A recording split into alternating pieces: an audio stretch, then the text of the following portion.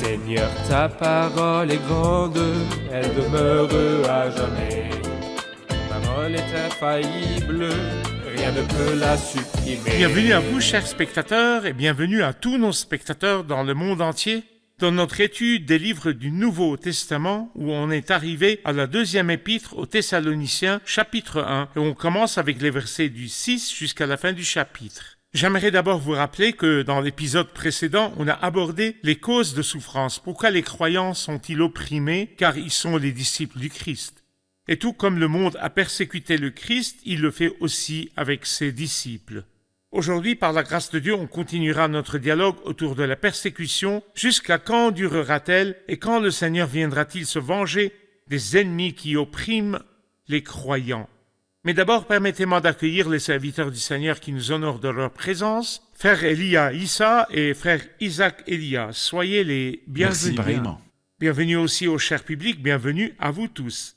À présent, commençons l'étude de 2 Thessaloniciens, chapitre 1.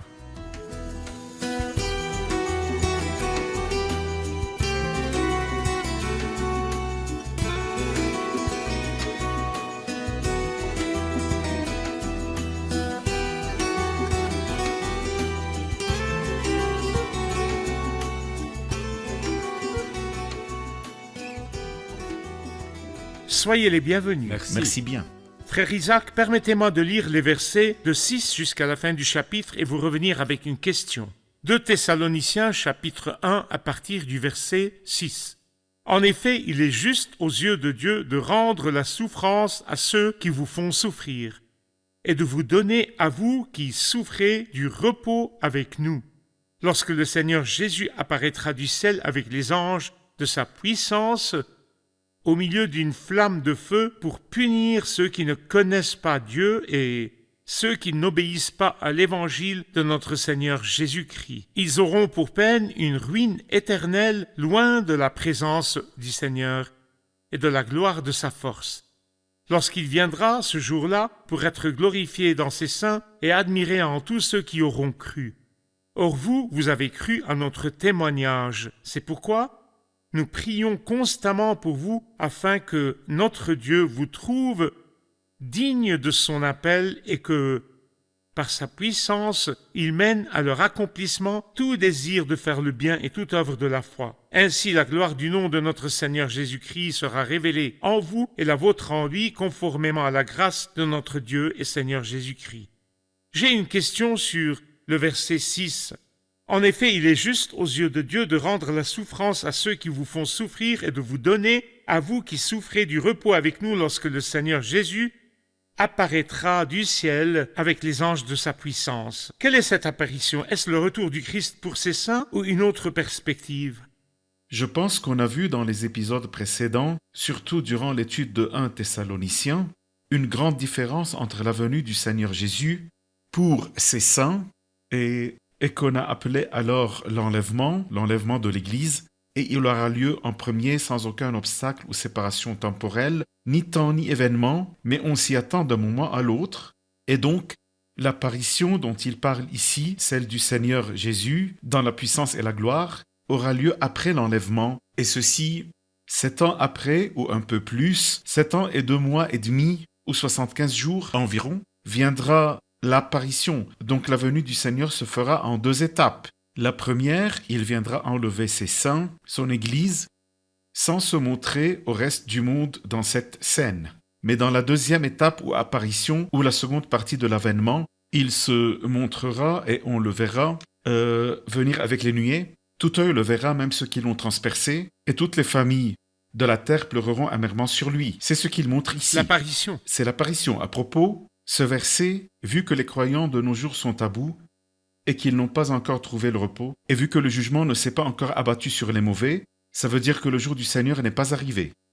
Les faux prédicateurs prônaient le contraire, que le jour du Seigneur est là puisque vous vivez la tribulation, et ils leur ont volé l'espérance. Très bien. Et donc, ils ont relié l'affliction présente, celle qui accompagne ceux qui suivent Christ, à la tribulation du jour du Seigneur. Alors, ils se disent, puisque le jour du Seigneur est tribulation, puisqu'on vit actuellement dans l'affliction, alors ce jour est venu. Ma question maintenant qui complète celle que je vous ai adressée, Pourquoi lie-t-il ici le repos à l'apparition du Christ au monde? Les croyants ne verront-ils pas le repos avec la venue du Christ pour ses saints? Pourquoi a-t-il relié le repos à l'apparition qui aura lieu 7 ans après? C'est une très belle expression, car elle comporte deux idées en fait. La première, le croyant ne trouvera le repos que lorsqu'il verra le Seigneur reprendre sa gloire et sa stature sur terre, là même où il fut humilié.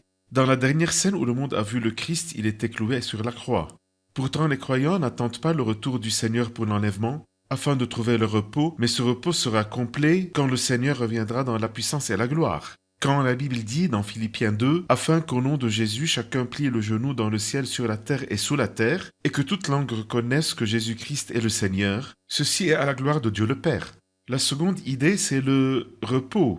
Le repos en soi. Les croyants sont appelés, selon Hébreux chapitre 4, à entrer dans le repos de Dieu ou le sabbat de Dieu. Ce repos, Dieu ne le vivra pas tant que la scène est dominée par le péché et le trouble du diable, mais en relation avec le royaume millénaire, puis avec le statut éternel qui commencera par l'apparition du Seigneur Jésus dans la puissance et la gloire. Ce sera le début du repos de Dieu lui-même, dont les croyants jouiront et le partageront avec lui.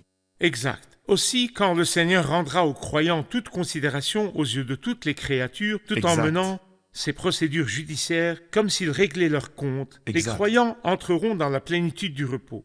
Frère Elia, on a besoin de quelques exemples sur les paradoxes ou comparaisons, s'il y en a, surtout les différences à expliquer entre les deux venues, ou entre la venue du Seigneur pour ses saints et son retour avec ses saints et qu'on appelle apparition. Premier paradoxe, assez clair d'ailleurs, la première épître traite de la venue du Seigneur pour les saints, mais la deuxième de la venue du Seigneur avec les saints. La venue du Seigneur pour les saints, c'est l'enlèvement, et sa venue avec les saints, c'est l'apparition. On peut conclure grâce à d'autres textes que la venue du Seigneur pour ses saints était un mystère. L'apôtre dans 1 Corinthiens chapitre 15 dit aux croyants « Voici, je vous dis un mystère ». Il semble que ce mystère ne fut pas révélé aux croyants de l'Ancien Testament. On ne trouve aucun mot sur l'enlèvement de l'Église, même pas une seule fois, dans tous les 39 livres qui forment l'Ancien Testament, car toute l'Église était un mystère caché en Dieu. Mais on trouve des textes sur le jour du Seigneur dans l'Ancien Toutes les Testament. prophéties En de l'Ancien trouve-t-on sur Testament. l'apparition du Seigneur? Bien sûr, l'Ancien Testament est riche en prophéties sur le jour du Seigneur. l'apparition. Ou l'apparition, la venue du Seigneur pour remporter les croyants. Il dit, nous serons tous ensemble enlevés, comme on l'a vu dans les épisodes précédents dans Corinthiens et 1 Thessaloniciens, au chapitre 4, à la rencontre du Seigneur dans les airs. Donc les croyants monteront et le Seigneur descendra et on se rencontrera dans les airs. Mais quand le Seigneur apparaîtra, et ce selon Zacharie 14, ses pieds se poseront sur le mont des Oliviers, l'endroit où il fut crucifié. La venue du Seigneur pour enlever les saints sera directement suivie de ce qu'on appelle, selon la Bible, jour du Christ, où les croyants se tiendront devant le siège du Christ pour recevoir les récompenses.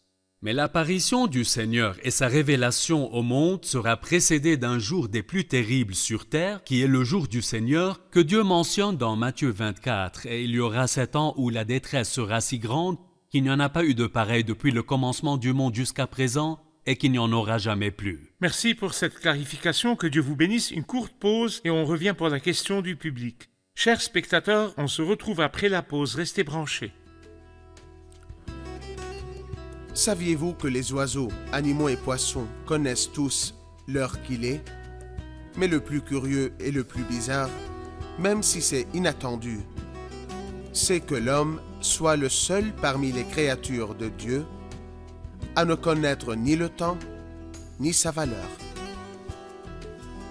Malgré toutes les machines réglant l'heure inventées par l'homme et qui calculent les fractions à la seconde près, l'homme reste incapable de calculer son propre temps.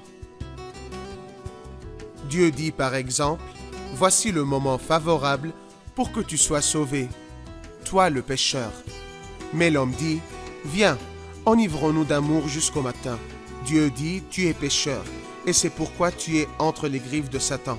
Et n'importe quel jour de ta vie pourrait être ton dernier jour de grâce. Et l'homme, que répond-il? Demain, sera un meilleur jour. Nous revoilà, chers spectateurs, pour écouter la question du public. Question? On a su que lorsque le Seigneur Jésus viendra avec ses saints durant l'apparition, nous serons avec lui et nous régnerons, mais dans des corps glorifiés, alors que les pieux restés vivants seraient encore dans leur corps terrestre. Donc comment régnerons-nous avec Dieu sous deux différentes formes? Notre sœur Marie s'interroge sur notre état quand on apparaîtra avec le Seigneur au temps de son règne aussi. Comment apparaîtrons-nous dans des corps glorifiés alors que la terre est encore dans sa forme physique au moment du royaume millénaire? Allez-y. Quand la Bible dit « nous régnerons aussi avec lui », elle signifie qu'il n'y a plus de séparation entre l'Église et le Christ après les noces, tout de suite après l'enlèvement. Cependant, la Bible ne dit pas du tout que les croyants, après avoir revêtu des corps glorifiés et être montés aux cieux, retourneront de nouveau sur terre, y marcher et vivre physiquement sur cette terre, et donc tel sera le maire de tel arrondissement et tel autre le président de tel pays. Non, ce n'est pas ainsi, mais plutôt on ne se séparera plus du Christ. Il régnera sur le monde, depuis le centre du royaume à Jérusalem. On sera avec lui dans un cercle céleste du royaume et non pas sur terre. Et c'est ce qu'on appelle le cercle du royaume du Père. Exact. Alors les justes resplendiront comme le soleil dans le royaume de leur Père, et sur terre il y aura le cercle du règne du Fils de l'homme. Allez-y. Peut-être que c'est plus clair dans certaines versions françaises qui disent « Nous régnerons avec lui », over et non on. Donc les pieds des croyants au corps céleste ne toucheront pas la Mais terre. nous serons révélés à la Oui, terre. mais tout comme le soleil qui règne sur la terre depuis un cercle supérieur, les croyants régneront avec le Seigneur Jésus depuis le même cercle. Très bien. Merci pour cette clarification. Frère Isaac, si on passe au verset 9, il parle surtout de la vengeance du Seigneur et du jugement qu'il exercera sur les mauvais qui auront pour peine une ruine éternelle, loin de la présence du Seigneur et de la gloire de sa force. Je crains seulement que certains ne comprennent le terme ruine éternelle comme périssement éternel. Celui qui périt disparaît à jamais. Est-ce probable que les mauvais périssent et n'existent plus ni en éternité, ni même en enfer? Bon, je vais répondre à votre question, mais avant j'avancerai une clarification. Qui sont ces gens? Qu'adviendra-t-il d'eux? Ce sont ceux dont il dit ils ne connaissent pas Dieu. Mais quelqu'un pourrait dire « Qui t'a dit que je ne connais pas Dieu ?» On connaît Dieu et on le prie plusieurs fois par jour. Ou encore « Je suis chrétien, ma carte d'identité le confirme. » Mais Paul continue et dit « Et ceux, donc de la même espèce, ceux qui n'obéissent pas à l'évangile de notre Seigneur Jésus-Christ. » Et ici, il confirme que c'est l'évangile qui pousse à obéir au Seigneur.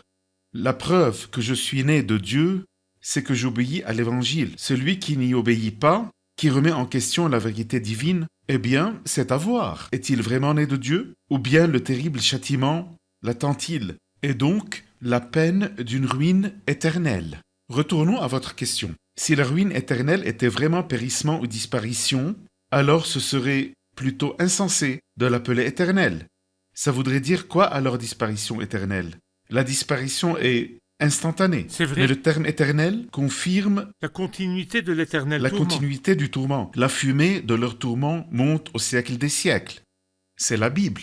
Par suite, comme il existe une vie éternelle pour ceux qui croient en Christ et qui dure à jamais, une vie merveilleuse, la vie de Dieu, il y en a qui n'ont pas accepté l'évangile et qui seront voués à une éternelle destruction, donc au tourment pour les siècles des siècles. Bien.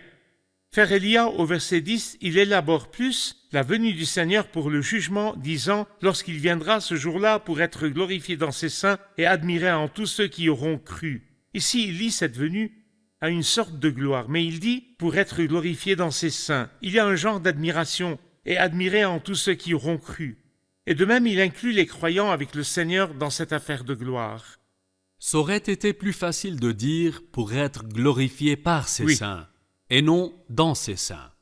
Mais en fait, les deux auront lieu. Il sera glorifié par ses saints, ici. On honorera et glorifiera le Seigneur d'une façon plus parfaite et réelle quand on revêtira des corps glorifiés dans la maison du Père et on l'entourera lui offrant gloire et louange.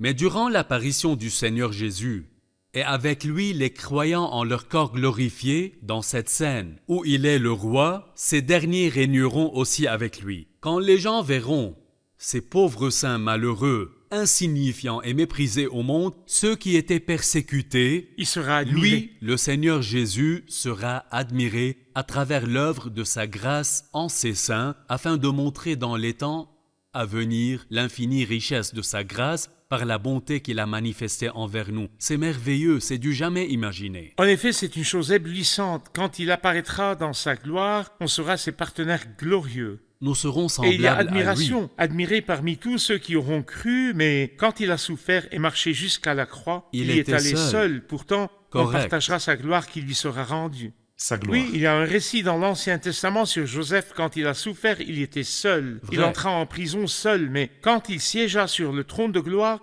sa femme Asnath a partagé les bénédictions et gloire de son royaume. Vous me rappelez l'apôtre Pierre dans 1 Pierre 5, en parlant de lui-même, il dit « Moi qui suis témoin des souffrances de Christ », il Très a vu bien. la passion du Christ, bien. mais aussi participant de la C'est vrai. gloire qui doit être révélée. Bon, je prends quand même votre commentaire sur cette partie. Ce jour-là, vous avez cru à notre témoignage. Que signifie ce jour-là? Et croire le témoignage ou au témoignage? En fait, laissez-moi lire le verset de cette parole divine par ordre bien défini pour plus de clarification. D'accord. C'est clair que la parole, vous avez cru à notre témoignage ce jour-là. Je pense que la partie « Or, vous avez cru à notre témoignage », c'est entre parenthèses. Si on la lit ainsi, lorsqu'il viendra pour être glorifié dans ses saints et admiré en tous ceux qui auront cru, Ce jour-là.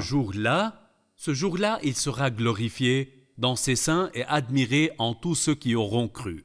L'apôtre Paul leur dit « Mes amis, les gloires futures dont vous jouirez avec l'apparition du Seigneur Jésus-Christ Or, vous- prouvent que le jour où nous étions parmi vous et parlons avez de cru tout notre cela, vous témoignage. avez cru notre témoignage. Or, vous avez cru notre témoignage quand nous étions chez vous à prêcher la parole. Donc, vous faites partie maintenant des croyants qui apparaîtront avec le Christ ce jour-là. Frère Isaac, au verset 11, il poursuit « C'est pourquoi nous prions constamment pour vous, afin que notre Dieu vous trouve digne de son appel et que par sa puissance il mène à leur accomplissement tout désir de faire le bien et toute œuvre de la foi. » Le sujet de ce verset a besoin d'explications, notamment la parole « afin que notre Dieu vous trouve digne de son appel ». Sans aucun doute, cet appel est spirituel et céleste, non lié à l'homme ni à son état. Mais ici, il parle de la qualification morale à cet appel. Donc il est clair que vous êtes appelés. Comment l'a-t-il su? Quand ils ont accepté sa mission et son ministère évangélique selon sa première épître. Bon, mais aujourd'hui, ils ont besoin d'une sorte de qualification morale et spirituelle pour montrer à quel point ils appartiennent à cet appel céleste, l'appel suprême de Dieu qui est en Jésus-Christ. Il y a peut-être 7 signes sur l'appel de Dieu pour les saints dans le Nouveau Testament. Ici, il ne leur dit pas de faire de leur mieux pour mériter cet appel divin. Non, mais puisque Dieu les a appelés, il faut qu'ils fassent de leur mieux afin d'être qualifiés et être dignes de cet appel. Mais il dit aussi, c'est pourquoi nous prions constamment pour vous. Le mot constamment revient dans le verset 3. Frères, nous devons constamment dire à Dieu toute notre reconnaissance à votre sujet. Et aussi au verset 11, c'est pourquoi nous prions constamment pour vous. En fait, l'œuvre de Dieu en les croyant a 2 aspects. Et le serviteur éveillé le sait bien. Il y a une œuvre dont il remercie Dieu, puisque Dieu réalise ses œuvres. Mais il y en a une autre, Dieu œuvre pour eux, et aussi en eux. Mais il y a une autre œuvre qui demande une coopération de la part des croyants, et donc ils ont le rôle de l'exécuter pratiquement. Alors, il prie constamment pour eux, et eux se qualifient pour l'appel, ceci en obéissant aux commandements et incitations pratiques et morales qui les mènent à une bonne conduite. Il dit ils mènent à leur accomplissement tout désir de faire le bien. C'est le dessein de Dieu, tout désir de faire le bien, c'est-à-dire notre Dieu est bon, il est de bons conseils, et tous ses desseins sont plaisants, donc pleins de joie. Il en est heureux. Et moi, comme croyant, si je suis ce divin conseil, cette parfaite, juste et sainte volonté divine, alors j'aurai une vie heureuse. Mais il leur dit aussi œuvre de la foi par la puissance. Vous avez la foi, Dieu merci, mais on a besoin que son œuvre soit puissante, ce qui nous montre que le croyant ne doit pas se contenter d'avoir la foi ou garantir son éternité, puis dormir sur ses 2 oreilles. Non, il a besoin de prier pour cela. tout en sachant qu'il a encore un long chemin devant lui tout au long de sa vie pour être digne moralement de cet appel et qu'il doit vivre avec le désir d'accomplir tout bien et réaliser simplement le dessein de Dieu dans sa vie. Pourquoi le garde-t-il encore sur terre? Qu'il laisse la foi œuvrer avec puissance en lui, non pas la foi qui mène au ciel, mais celle qui me garde chaque jour en union avec Christ. Très bien. Allons à présent prendre la question du public.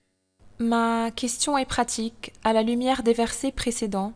En priant, dois-je utiliser ce langage « Bénissez ceux qui vous maudissent, priez pour ceux qui vous maltraitent » ou plutôt l'autre prière « Seigneur, révèle ta vengeance, nous attendons ton jugement, et le jour où nous régnerons quand tu détruiras les mauvais. » Quel langage choisir? Bien.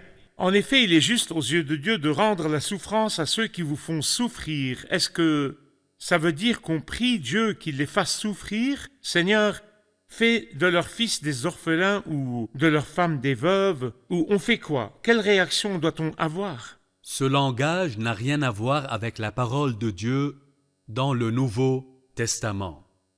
Peut-être que les croyants de l'Ancien Testament priaient parfois Dieu de se venger, mais nous, les croyants du Nouveau Testament, citons les fameuses paroles que le Seigneur Jésus a prononcées dans son sermon sur la montagne. Il nous a appris à prier pour ceux qui nous maltraitent, il nous a appris à aimer nos ennemis, à bénir nos maudisseurs, il ne nous a jamais appris la vengeance. Et le même apôtre Paul, qui avait parlé d'un jour de vengeance propre au Seigneur, ne dit pas qu'on est concerné, c'est Dieu qui se vengera lui-même en tant que juste juge.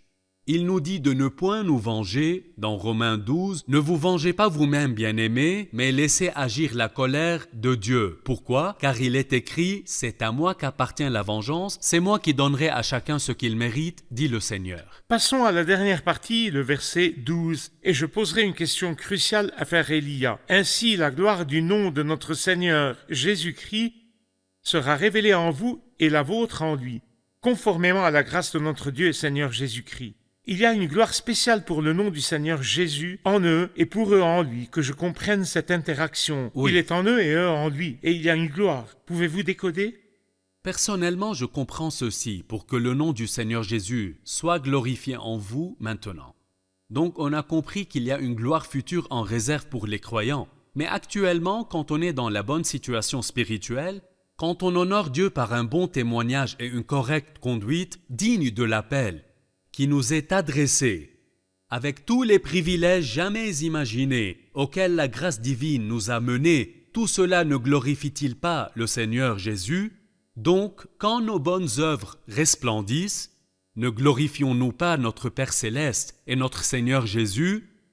Mais le second point disant « Et la vôtre en lui, conformément à la grâce de notre Dieu et Seigneur Jésus-Christ », je pense que le terme « la vôtre en lui » incarne notre relation avec le Seigneur Jésus. C'est un privilège qui ne nous serait jamais venu à l'esprit que le Seigneur, après avoir ressuscité d'entre les morts et se liant aux croyants, en est devenu la tête, et ces derniers sont devenus les membres de son corps. Quelle merveille! Nous sommes, en le Seigneur Jésus, comme membres de son corps. Donc c'est lié au fait que Christ est notre tête, et nous les membres de son corps. Et tout cela repose sur le principe de la grâce absolue de Dieu et non par mérite. Car on a cru leur témoignage sur lui et accepté le Christ, on ira avec lui Nous au rendons ciel. grâce à D'avoir Dieu. reçu le Christ, nous, ces pauvres pécheurs, sommes Tout devenus à fait. saints. Car on a reçu le Christ sans l'accompagner à la croix, il y est allé tout seul. Exact. Le jour de sa venue, il nous emportera avec lui,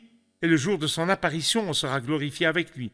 Il est glorifié en nous maintenant, et aussi on obtiendra la plénitude de la gloire avec lui, une richesse qu'on ne peut décrire, une richesse qu'on ne peut limiter, Correct. celle du Dieu La richesse de la grâce de incommensurable. Dieu. Que Dieu vous Dieu vous bénisse. bénisse. Merci bien. Allons tout récapituler avec le public.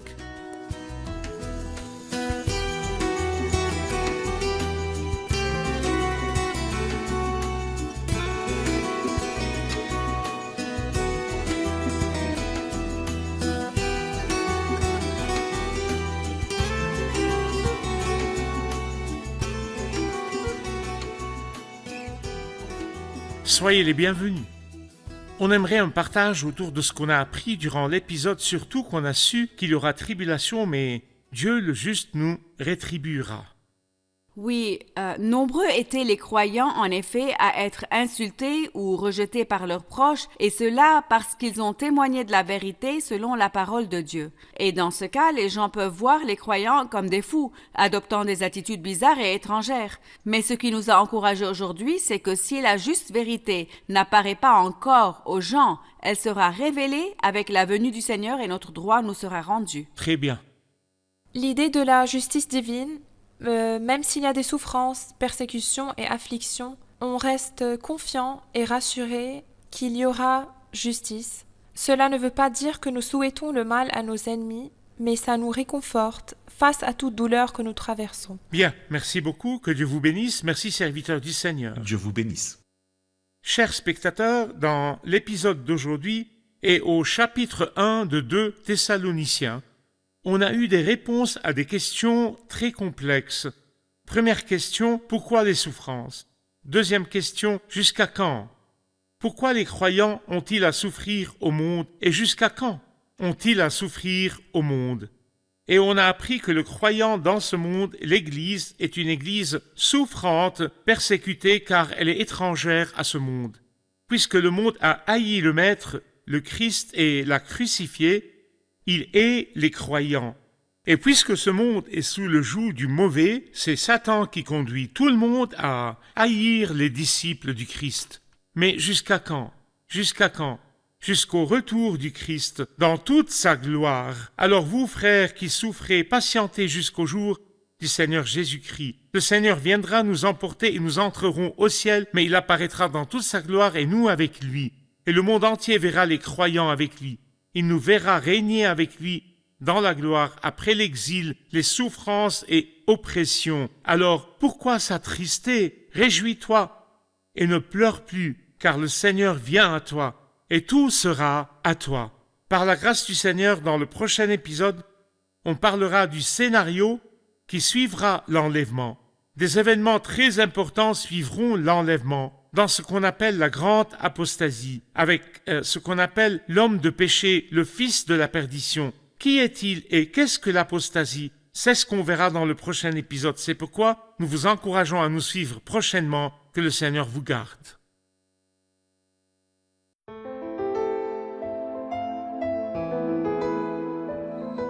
Seigneur, ta parole est grande, elle demeure à jamais.